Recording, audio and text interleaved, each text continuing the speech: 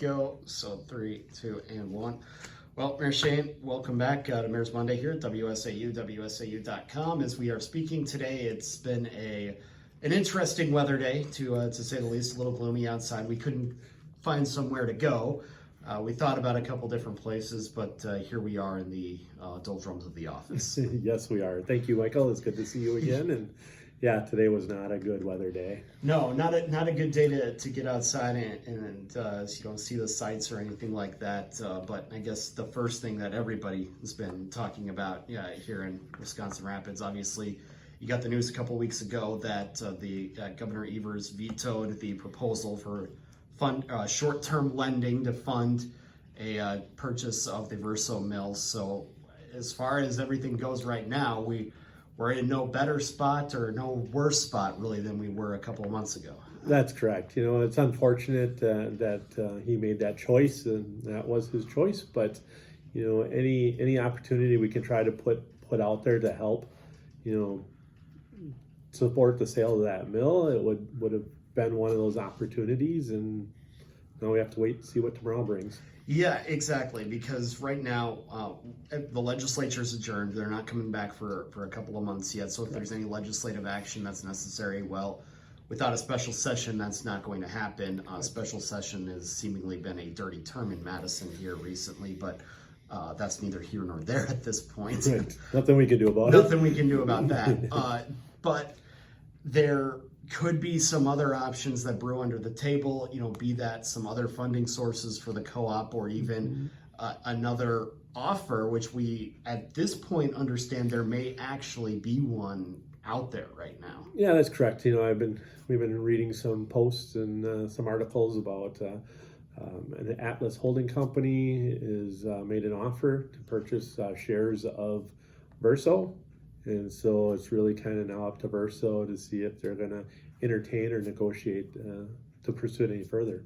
Yeah, right now they're the ones that are holding the cards at this time. And again, in your position, obviously it's something you have to manage. It's not something that you're necessarily all in, hands-on right now. But just give us an idea. Have you had any discussions with this company, or is this something that just seemingly has fallen into your lap? Yeah, it's something that we read about. So, you know, I think as things pursue and should this become a viable option and should that maybe Verso accept a proposal, then I think that those discussions will happen further on down the line, meeting with them hopefully and seeing what we can do to help support them. Yeah, because again, the city is kind of here to facilitate discussions, right? If there is something that's needed from a company, the city can help out in that position. You don't own the mill per se. Nope, we do not own the mill or have any control or decision makings on that end of it, but we're looking to help support, and I know our area legislators are also willing to take on a role to help support that also. So with all that said, obviously the deadline that you would like to see the mill restarted was of course yesterday. That is correct. Ideally. But at this point, with the mill bill being vetoed and those options off the table right now, is there any sort of timeline right now as to where we could possibly see some more action on this? You know, unfortunately, I think that's in Verso's hands. But I personally would hope that it'd be nice to see something before the next winter. You know, with a mill idled down and some of our rough winters that we get here, we hope that that'll help make sure that the repairs and all those types of activities that potentially winter could bring on could be avoided. So yes, by winter because if I remember right, I believe it was Patrick Teston had said that the longer this sits idle, the less likely it is that it will one day be back up and bustling. And right now we are just about at the 1 year point of inactivity there at the facility. Yeah, and I would agree with him. You know, the longer it does sit, I think the more it's harder to start back up, and the more damage that could be done from the freezing from the winters. And so hopefully before winter would be nice. Yeah, just like anything else, the longer it sits like that, the less likely that it will be efficient when it fires back up, just like a car or any other piece of equipment. They need a little more work. Yes, indeed. So we will hope that eventually we do see some sort of a positive resolution to this. But if it is not going to be used as a paper mill again someday, is the city possibly exploring other manufacturing options that could be viable for that site? Yeah, so right now our community development director is reviewing 10 proposals that he had received. We had received a grant from the state, and to research or to evaluate the site and find out other possible uses. So that will be going on also, starting here hopefully shortly. Well, we hear that Bitcoin is hot, and Bitcoin mining is hot these days. You've got power there, boom, you've got yourself an industry, right? That's a good point. Now, if Would only, be unique. Now, if only somebody could explain to us just exactly what Bitcoin is and how that works, right? Exactly. Still, there are people, yeah. There are people that know, but it still blows my mind that it's money that you can't actually hold on to. Yeah, and it has value. And it has value, exactly. But yeah, so hopefully we will see a positive resolution to this before too long, right? Absolutely. Well, with that being said, another thing that you were working on, again, we've talked about the Metallico plant, and again, that is up and running now, so you do have jobs coming back there. As far as the 900 or so jobs that were lost with this, do you have any idea now as to where some of those employees are? Because obviously, again, we're 1 year out in this, and the job market's hot right now, right? Absolutely. I've heard roughly a third of the employees retired. A third of them have found other jobs in other industries, or they had to leave the area, and a third are kind of in a wait and see pattern yet.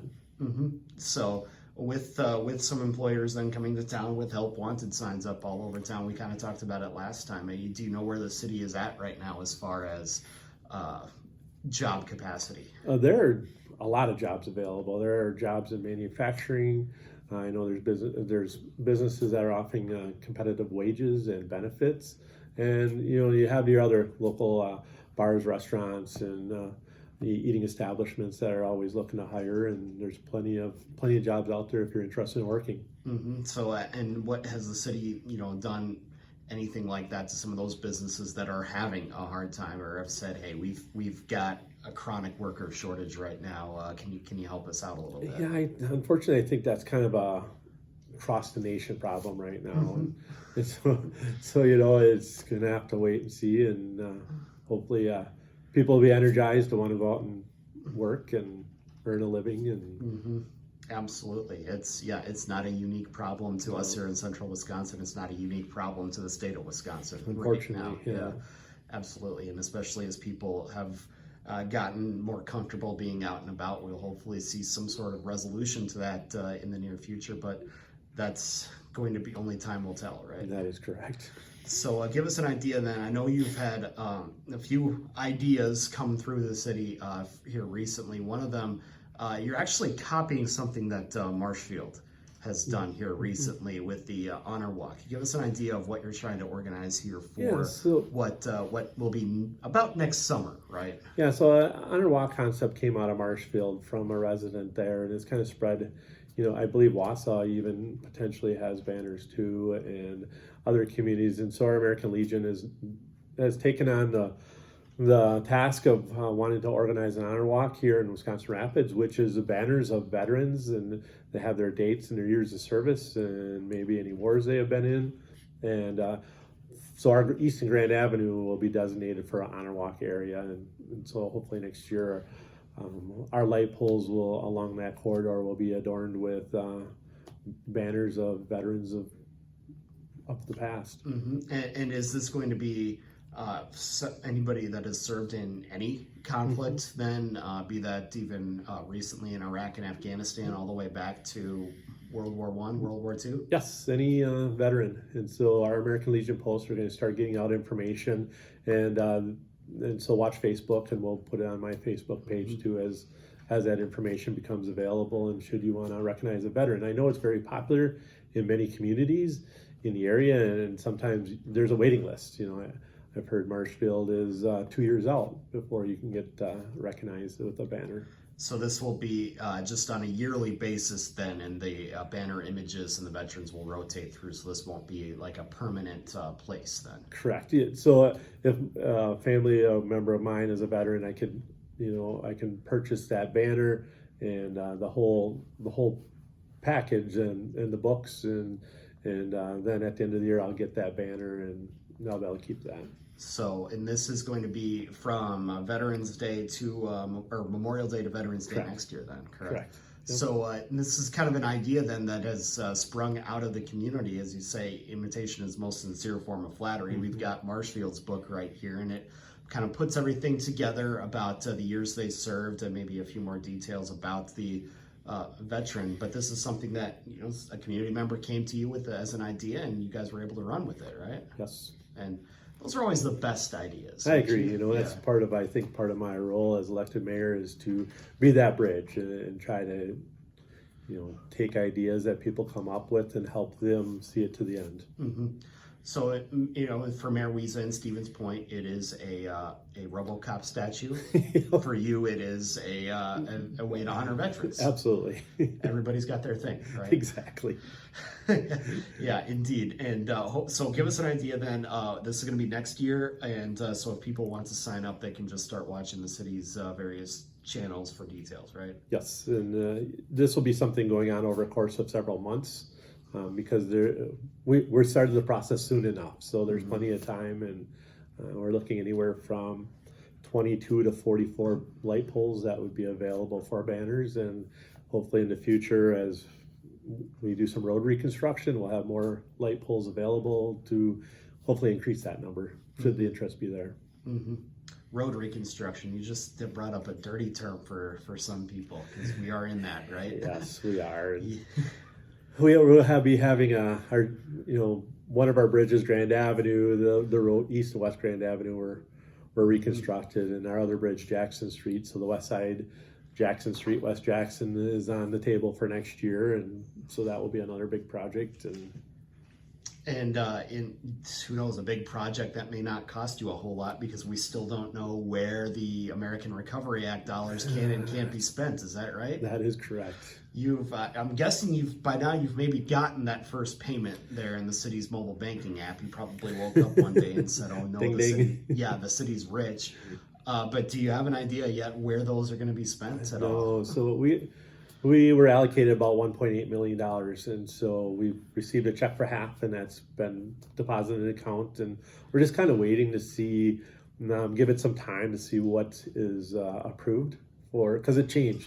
The last dollars that we had funneled through the city, we kind of waited, and at the end it was kind of a little more broader on our uses. So we're doing the same thing here, and ultimately I would hope that we would use it to somehow help the taxpayer. I don't want to do a one-time project that costs $1.8 million, because we know down the road there's going to be maintenance costs. So I think right now the prudent thing to do would be just take a step back and let's see how this can be used to hopefully better help the taxpayers. Mm-hmm. And again, the guidelines on it have been changing and evolving. You do have about 2.5 years yet before that would have to be spent. So you do have time to take a step back and say, where can we get the most for $1.8 million? Absolutely. So I think that's the best way to approach it. Yeah. So any idea then when you could maybe have a clearer picture of what that money could be used for?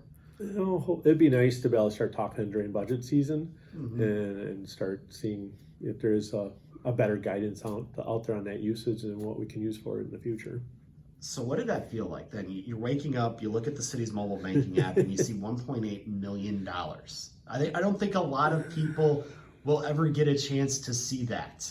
It was a big chunk of money. You had a pretty unique opportunity there as mayor, right? Yeah, it's a good one, but on the opposite side, we're borrowing many millions for road and a fire department project that we have, so it kind of offsets each other, unfortunately. You also got to see the debt. Yes, is what you're saying. So the problem with government, everything always has too many zeros. Yeah, just take a screenshot of it and just save it right there and be like, I had this opportunity. Be happy for a moment. Yeah, exactly. But hopefully we can do better for the taxpayers and hopefully use that wisely for paying down things. Yeah, absolutely. Mayor Shane, we always appreciate the time. We'll look forward to chatting again next month. Sounds good, Michael. Thank you.